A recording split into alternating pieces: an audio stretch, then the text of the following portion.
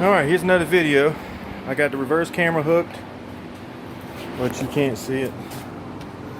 You see a little, well, anyway, it's right there, it's tucked under. Got the reverse camera. There's my other battery I'm gonna run. That in the back. I got the ground. Let's see, right now she's drying. The grommet letting dry. I got some CA glue sealing that up, but anyway, there's the grommet for the camera. Let's seal that up more. Got the console back in. She turned out nice, and that's all it's coming in here to do is to wipe it down.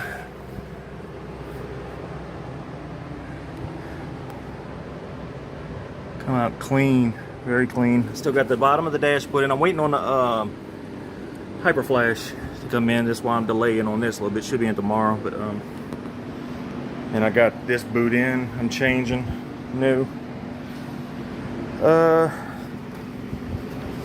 And that's about it. And I got something special coming I'm going to pick up tomorrow. I don't want to say nothing yet because it's not 100%, but if it does, those will be changed. So anyway, so just got to lay everything out back here, get it all organized, and that's it. Put my seats back in. I'm about to close up that and finish it up, but